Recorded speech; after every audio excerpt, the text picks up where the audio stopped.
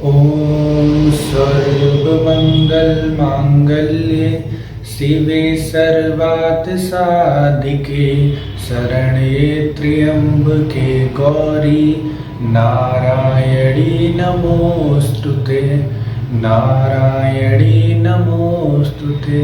जय हो अन्नपूर्णा माता की।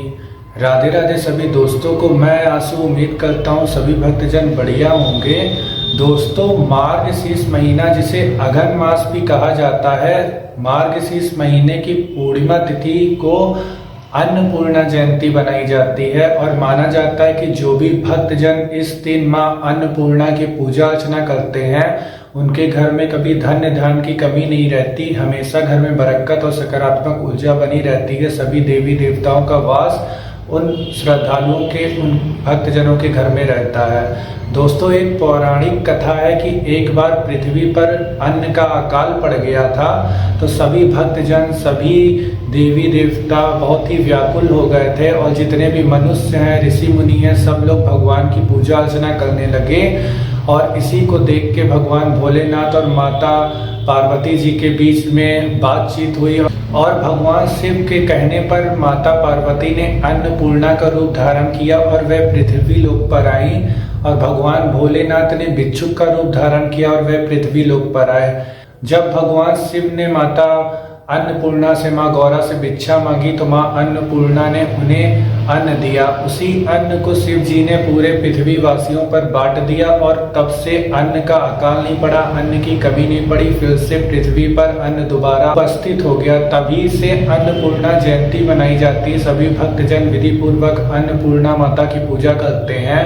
तो इस वर्ष 2025 में अन्नपूर्णा जयंती 4 दिसंबर गुरुवार के दिन मनाई जाएगी और इसी दिन विधि विधान के साथ अन्नपूर्णा माता की पूजा अर्चना की जाएगी। कहा जाता है जिस दिन अन्नपूर्णा जयंती हो उस दिन घर के रसोई को साफ सुथरा रखें, अगर हो सके तो अन्नपूर्णा माता का चित्र भी अपने रसोई में लगाएं।